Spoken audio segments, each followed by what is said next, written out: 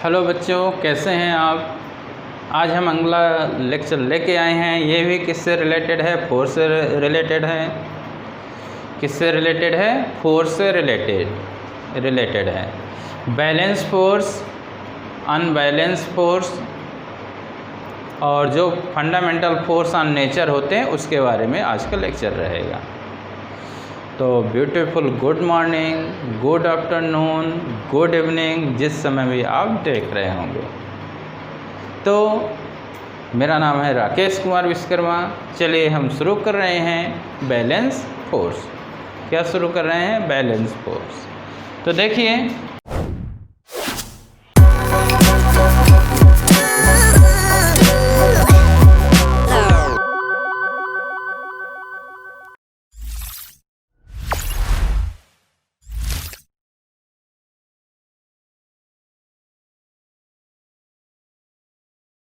Balance force क्या कहलाता है?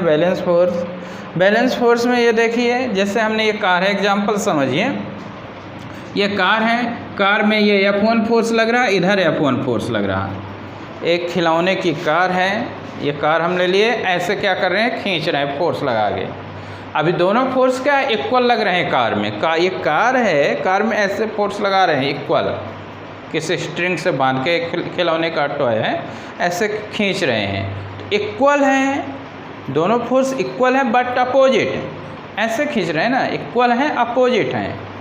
तो ये जो कार होगी रेस्ट में ही रही आएगी। किस में रही आएगी? रेस्ट में ही रही आएगी। दोनों इक्वल है ना इधर कार जाएगी ना इधर कार जाएगी। इक्वल हैं बट अपोजिट लग रहे हैं ना फोर्स, तो कार इधर उधर नहीं जाएगी, रेस्ट में बनी रहेगी। तो मतलब ये कैसा फोर्स हुआ? इक्वल और अपोजिट जो फोर्स लगते हैं एक साथ, इक्वल और अपोजिट फोर्स लगते हैं एक साथ किसी ऑब्जेक्ट में, तो वो रेस्ट में ही है। तो कैसा फोर्स कहला जाता है? आपका बैलेंस्ड फोर्स। कैसा फोर्स कहलाता है? Balanced force. देखिए सेकंड एग्जांपल से हमने क्या समझाया है। एक सरफेस में एक हैवी बॉक्स रखा है। एक जैसे घर में एक पेटी होती है, बहुत बड़ी बॉक्स होता है जो घर में, जिसमें बहुत सारे सामान भरा रहता है, देखते होंगे। उसमें आप ऐसे पुश करना, फोर्स लगाना, देखना वो मूव होता है कि नहीं होता। नहीं होगा, बहुत हैवी है। तो यानी फोर्स आप लगा रहे हैं तो हैवी होने के कारण वो क्या होगा? मूव नहीं होगा, क्योंकि हैवी वेट जब रहेगा उस बॉक्स का, तो जो सरफेस से रहेगा तो ज़्यादा क्या होगा? फ्रिक्शन एक्ट होगा। जब फ्रिक्शन ज़्यादा एक्ट होगा वो हिलेगा नहीं, मोशन में नहीं आएगा। तो कैसा कहलाता है? कौन सा आपका कहलाता है? ये आपका बैलेंस्ड फोर्स। यहाँ पे हमने लिख दिया है, when we try to push a heavy box on rough surface it does not move. किसका एग्जाम्पल है ये? बैलेंस फोर्स का एग्जाम्पल है। इसमें हमने क्या बताया? इसमें हमने ये बताया कि एक आपने बॉल ले लिया, बॉल को ऐसे पकड़े और ऐसे फोर्स क्या कर रहे हैं? लगा रहे हैं। इक्वल है अपोजिट हैं, ऐसे फोर्स, ये ऐसे लगा रहे हैं, ऐसे फोर्स लगा रहे हैं। तो जो शेप होगा, जो स्फेरिकल बॉल होगा, उसका शेप क्या हो जाएगा? चेंज हो जाएगा। शेप क्या हो जाएगा? चेंज हो जाएगा। दोनों फोर्स इक्वल हैं और अपोजिट हैं, तो क्या हो जाएगा? आपका बॉल का शेप चेंज हो जाएगा। तो ये आपका कैसा फोर्स कहलाएगा?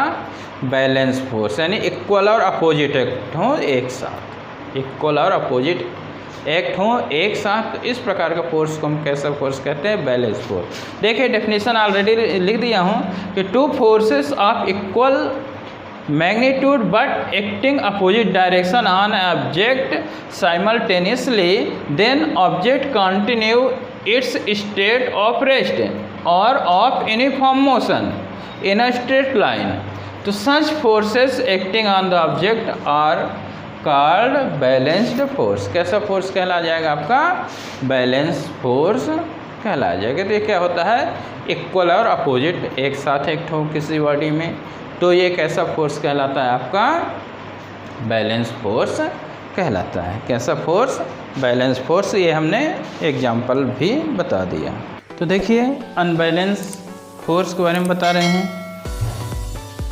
यानी बैलेंस फोर्स में क्या बताया गया है? इक्वल एंड अपोजिट फोर्स एक साथ किसी बॉडी में लगते हैं तो वो आपका बैलेंस फोर्स कहलाता है। अनबैलेंस फोर्स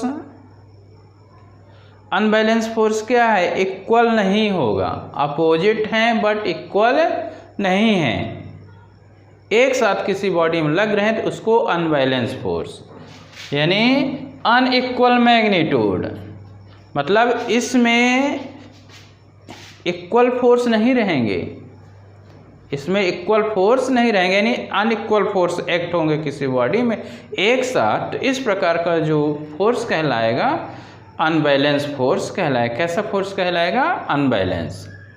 अनइक्वल मैग्नीट्यूड का फोर्स टू, यानी एक साथ किसी बॉडी में लगते हैं अनइक्वल मैग्नीट्यूड का फोर्स बट अपोजिट डायरेक्शन, तो इस प्रकार के फोर्स को हम क्या कहते हैं, अनबैलेंस फोर्स। देखिए मैंने लिखा है, देखिए two forces of unequal magnitude act in opposite direction on an object simultaneously, then object moves in direction of force which larger magnitude forces. आप देखते होंगे, आप एक रस्सी ले लीजिए, घर में एक प्रैक्टिकली एक रस्सी ले लीजिए, भाई बहन तो होंगे, एक तरफ दो लोग खींचे और एक तरफ सिंगल लोग पकड़ के ऐसे उधर और इधर से खींचे, रस्सी किधर की ओर जाएगी, जो डबल होंगे उनका मैग्नीट्यूड फोर्स का बढ़ गया, इधर एक सिंगल पर्सन है तो कम गया, तो ज़्यादा फोर्स किसके द्वारा, दो लोग मिल गए ना उधर, तो उधर का फोर्स ज़्यादा, तो रस्सी खींचेंगे तो उधर की ओर जाएगी,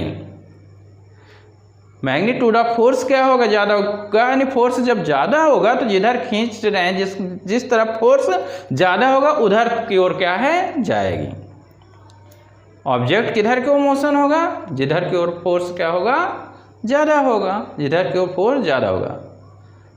तो ये कैसा कहलाता है, अनइक्वल फोर्सेस कहलाता है। देखिए डायग्राम में भी हमने शो किया है कि ये एक बॉक्स है, ये F2 है और ये F1 है, तो ये बॉक्स के किधर की ओर ये जाएगा, इसका मोशन किधर की ओर, ऐसे इधर की ओर, क्योंकि ये वाला F2 फोर्स क्या है, ज़्यादा है, F2 फोर्स क्या है, ज़्यादा है, तो F2 फोर्स ये ज़्यादा है तो ये ऐसे इधर की ओर क्या होगा, बॉक्स जाएगा। जो वुडन ब्लॉक है ये F1 F2 फोर्स लग रहे हैं तो किधर की ओर जाएगा, F2 फोर्स से ज़्यादा, देखो हम ज़्यादा बड़ा बना है ये फोर्स और ये कम है, तो यानी ये इधर की ओर ऐसे क्या जाएगा, तो ये कैसा फोर्स कहलाता, unequal unbalance force. Unbalance force क्या है, टू अनइक्वल मैग्नीट्यूड के फोर्स हैं, अपोजिट डायरेक्शन में किसी बॉडी में एक साथ लगते हैं, तो बॉडी क्या होती है, मूव करती है इन direction of force with larger magnitude forces. These forces acting on the object are known as unbalanced force.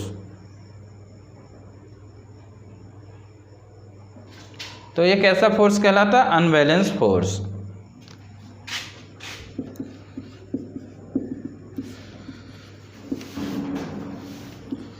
Net force is zero in balance force. Net force is not zero in unbalanced force. जब equal और opposite होंगे तो net force कितना होगा, zero होगा। Net force क्या होगा, zero होगा, तो वो किस में आपका कहलाएगा, आपका बैलेंस में कहलाएगा। किस में कहलाएगा, बैलेंस में। और जब फोर्स का मैग्नीट्यूड इक्वल नहीं है, फोर्स का मैग्नीट्यूड इक्वल नहीं है तो नेट फोर्स जीरो नहीं होगा, वो अनबैलेंस फोर्स के अंतर्गत आपका आएगा। यानी अनबैलेंस फोर्स में नेट फोर्स जीरो नहीं होता, बैलेंस में नेट फोर्स जीरो होता है। तो ये बैलेंस एंड अनबैलेंस फोर्स थे। फंडामेंटल फोर्स ऑन नेचर में देखिए, फंडामेंटल फोर्स ऑफ नेचर कितने होते हैं आपके, चार होते हैं। कितने होते हैं, चार होते हैं। यानी जो फंडामेंटल फोर्स ऑन नेचर होते हैं चार होते हैं। इनके ये जो फोर्सेस हैं, जितने भी जो फोर्स एक्ट होंगे सब इसी के अंतर्गत आ जाते हैं। दुनिया में जितने भी फोर्स एक्ट होंगे सब इन्हीं चार फोर्सों के अंतर्गत क्या है, आ जाते हैं। तो यहाँ पे चार फंडामेंटल फोर्स हमने लिखे हैं। तो चार कौन कौन से होते हैं देखिए। ये एक ग्रेविटेशनल फोर्स होता है, वीक न्यूक्लियर फोर्स होता है, इलेक्ट्रोमैग्नेटिक फोर्स होता है, और एक होता है स्ट्रॉन्गर यानी स्ट्रांग न्यूक्लियर फोर्स। कितने होते हैं हमारे पास? 4 फोर्स होते हैं। कितने होते हैं? 4 फोर्स होते हैं। तो देखिए ग्रेविटेशनल फोर्स किन के बीच लगता है? 2 ग्रेविटेशनल फोर्स जो लगता है कि जो 2 मासेस के बीच, यानी जो हैवली जो बॉडीज होती हैं, 2 बॉडीज होते हैं, उनके बीच कौन सा फोर्स लगता है? ग्रेविटेशनल फोर्स, यानी 2 मासेस। हमारे और आपके बीच भी क्या लगता है? फोर्स लगता है। क्या लगता है? Gravitational force. हमारे और आपके बीच भी क्या होता है? फोर्स एक्ट होता है। ये ग्रेविटेशनल फोर्स क्या होता है? पूरे दुनिया को क्या किए हुए है? संभाले हुए है। ये कुर्सी रखी है, टेबल रखी है, बेंच है, ये सब किस वजह से हैं? ग्रेविटेशनल फोर्स की वजह से। लेकिन ये कैसा फोर्स है? वीकेस्ट फोर्स है। क्या है? वीकेस्ट फोर्स है। इनफाइनाइट रेंज तक क्या है? बहुत दूर तक लगता है। बहुत कम डिस्टेंस के लिए भी लगता है और बहुत ज़्यादा डिस्टेंस के लिए भी क्या होता है? ये अप्लाई होता है। Weak nuclear force, weak nuclear force किनके बीच लगता है? ये न्यूट्रॉनो एंड अदर पार्टिकल्स के बीच ये एक्ट होता है। और ये न्यूट्रॉनो ये रेयर केसेस में है, ओनली जब बीटा डिके होगा। रेडियो एक्टिविटी जो पढ़ेंगे आगे हायर सेक्शन में, तो रेडियो एक्टिविटी जो होते हैं उसमें आपका ये क्या होता है? ये आपका फोर्स एक्ट होता है। जो आपका वीक न्यूक्लियर जो फोर्स होता है ये किनके बीच एक्ट होता है? न्यूट्रॉनो के बीच होता है। इलेक्ट्रॉन एंड न्यूट्रॉनो क्या होते हैं? एमिट होते हैं ड्यूरिंग बीटा डीके होते हैं। ये फोर्स इनके बीच लगता है और एक्ट होता है। इनकी जो रेंज भी होती है, शॉर्ट रेंज भी होती है। कितने रेंज तक ये लगता है? 10⁻14 मीटर से 10⁻15 में। देखिए 1/10⁻14 है तो क्या बहुत कम आएगा? 10⁻, यानी बहुत कम ये फोर्स लगता है। और ये क्या होता है? ये किससे स्ट्रॉन्गर होता है? ये ग्रेविटेशनल फोर्स से क्या होता है? स्ट्रॉन्गर होता है, but very weak then the electromagnetic force and strong nuclear force. इन फोर्सों के कंपेयर में ये क्या होता है? कम होता है, वीक होता है। अब इलेक्ट्रोमैग्नेटिक फोर्स है। इलेक्ट्रोमैग्नेटिक फोर्स किनके बीच एक्ट होता है? बिटवीन चार्जेस के बीच। जो चार्जेस होते हैं उन चार्जों के बीच कौन सा फोर्स लगता है? आपका इलेक्ट्रोमैग्नेटिक फोर्स लगता है चार्जेस के बीच। ये भी लॉन्ग रेंज के लिए होता है। किस रेंज के लिए होता है? लॉन्ग रेंज के लिए भी एक्ट होता है। और इसमें क्या होता है कि ये कितना होता है? 10⁻30 times stronger than gravitational force.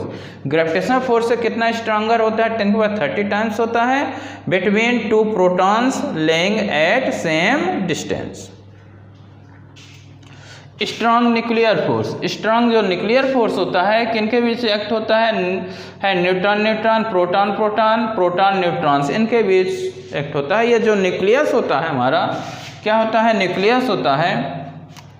जो न्यूक्लियस होता है, न्यूक्लियस के अंदर क्या होते हैं? आपके न्यूट्रॉन होते हैं, प्रोटॉन होते हैं।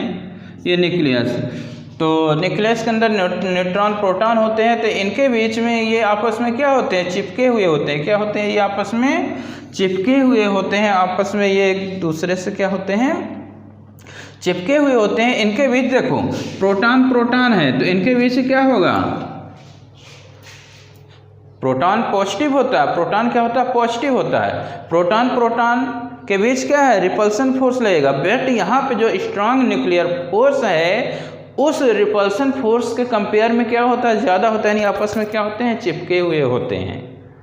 स्ट्रांगर जो स्ट्रांग न्यूक्लियर जो फोर्स होता है, जो प्रोटॉन प्रोटॉन के बीच जो फोर्स लगेगा उनके कंपेयर में क्या होता है? ये ज़्यादा होता है, यानी आपस में क्या होते हैं? ये चिपके हुए होते हैं। Neutron proton proton, neutron neutron, proton proton, proton neutron के बीच होता है। इनकी शॉर्ट रेंज होती है, बहुत कम रेंज होती है, 10⁻14 मीटर टू 10⁻15 मीटर। ये 100 टाइम्स किससे? इलेक्ट्रोमैग्नेटिक फोर्स से ज़्यादा होता है। और 10⁻38 टाइम्स स्ट्रांगर देन किससे होता है? ग्रेविटेशनल फोर्स से होता है। किससे ज़्यादा होता है? इससे। और यहाँ पे ये चार्ज इंडिपेंडेंट होता है। जो स्ट्रांग न्यूक्लियर फोर्स का क्या होता है? Charge independent. जब चार्ज इंडिपेंडेंट हुआ, चार्ज जब इंडिपेंडेंट होगा तो जो आपका फोर्स लगेगा न्यूट्रॉन न्यूट्रॉन, प्रोटॉन न्यूट्रॉन, तो ये इनके जो प्रोटॉन प्रोटॉन तो ये फोर्स क्या होंगे, जब चार्ज इंडिपेंडेंट होगा तो क्या होगा, ये सब फोर्स क्या होंगे, इक्वल होंगे। यानी न्यूट्रॉन न्यूट्रॉन के बीच का फोर्स, प्रोटॉन न्यूट्रॉन के बीच का फोर्स, प्रोटॉन प्रोटॉन के बीच का फोर्स क्या होंगे, इक्वल होंगे। ये क्या होते हैं, चार्ज इंडिपेंडेंट होते हैं। जब चार्ज इंडिपेंडेंट होंगे तो फोर्स क्या लगेगा, चाहे न्यूट्रॉन न्यूट्रॉन हो, प्रोटॉन न्यूट्रॉन हो, प्रोटॉन प्रोटॉन हो, क्या लगेगा आपका, सेम लगेगा। तो ये आपके क्या होते हैं, फंडामेंटल फोर्सेस ऑन नेचर होते हैं। यानी ग्रेविटेशनल फोर्स क्या लगता है, टू मासेस के बीच लगता है इन यूनिवर्स में। इसका इक्वेशन भी होता है F=G m1m2/r² होता है। इनवर्स स्क्वायर लॉ के नाम से भी जाना जाता है, आगे पढ़ेंगे अपन। इसकी जो रेंज होती है इनफाइनाइट होती है। कैसा होता है, वीकेस्ट फोर्स होता है, फिर भी पूरी दुनिया को संभाले हुए हैं। ये वीक न्यूक्लियर फोर्स है जो न्यूट्रॉनों एंड अदर पार्टिकल्स, ये किस में होता है, ओनली इन बीटा डिके में होता है। इसकी शॉर्ट रेंज होती है। न्यूट्रॉनों यानी जिसे हम देख नहीं पाएंगे, जब बीटा डिके होगा उसमें हम पढ़ेंगे, स्टडी करेंगे बाकी detail. Short range 10⁻14 metre to 10⁻15 metre stronger होता है ग्रेविटेशनल फोर्स से, लेकिन वीक होता है किससे, electromagnetic force and strong nuclear force. Electromagnetic force, ये इसको इन्वर्स स्क्वायर लॉ के नाम से भी जानेंगे, आगे पढ़ेंगे हर सेक्शन में 12th में। ये चार्जेस के बीच एक्ट होता है, लॉन्ग रेंज के लिए ये भी होता है, और 10⁻39 टाइम्स किससे होता है, ग्रेविटेशनल फोर्स स्ट्रांग होता है। और ये स्ट्रांग न्यूक्लियर फोर्स होता है। Neutron neutron, proton proton, proton neutron के बीच एक्ट होता है, इसकी भी शॉर्ट रेंज होती है। और ये 100 टाइम्स क्या होता है, स्ट्रांगर होता है। Electromagnetic force 10⁻38 times stronger then क्या होता है आपका, ग्रेविटेशनल फोर्स होता है। कंपैरिजन देख लीजिए उन्हीं चारों फोर्सों में जो होते हैं। तो कंपैरिजन में देखिए, अरे जो स्ट्रांग न्यूक्लियर फोर्स है 1 है, तो ये इलेक्ट्रोमैग्नेटिक फोर्स 10⁻², यानी 1/100। 1/100 क्या हो जाएगा, बहुत कम हो जाएगा। फिर ये जो आपका है वीक न्यूक्लियर फोर्स है, यानी 1/10⁻13, 1/10⁻13, यानी कितना कम, और भी कम। और ग्रेविटेशनल फोर्स क्या होता है, 10⁻38, यानी बहुत ही कम होते हैं। तो ये है, ये आपको बताया ग्रेविटेशनल फोर्स लॉन्ग रेंज के लिए होता है, ये शॉर्ट रेंज के लिए, लॉन्ग रेंज के लिए, शॉर्ट रेंज के लिए। इनकी रेंज 10⁻14 मीटर टू 10⁻15, और ये भी क्या होता है 10⁻14 मीटर टू 10⁻15 मीटर्स इनकी क्या होती है, रेंज होती है। ग्रेविटेशनल फोर्स के लिए मीडियम की ज़रूरत नहीं होती, इलेक्ट्रोमैग्नेटिक फोर्स के लिए भी मीडियम की ज़रूरत नहीं होती है। यानी जो आपका ग्रेविटेशनल फोर्स है मीडियम की ज़रूरत नहीं होती है, और इलेक्ट्रोमैग्नेटिक जो फोर्स है उसमें भी क्या है, मीडियम की ज़रूरत नहीं होती है। जिस सन और अर्थ है इनके बीच कैसा फोर्स लगता है, ग्रेविटेशनल फोर्स लगता है। कई ऐसे स्थान है जहाँ पे तो एयर है नहीं, वैक्यूम है, तो यानी मीडियम नहीं है, फिर भी क्या लगेगा, फोर्स लगेगा, यानी मीडियम की ज़रूरत नहीं होती है। तो ये आपको वीडियो कैसा लगा कमेंट करके ज़रूर बताइएगा, और देखते रहिए। कोई भी प्रॉब्लम है ज़रूर बताइएगा। पूरा आपका 11th NEET JEE mains content हम रखने वाले हैं। Okay, thank you.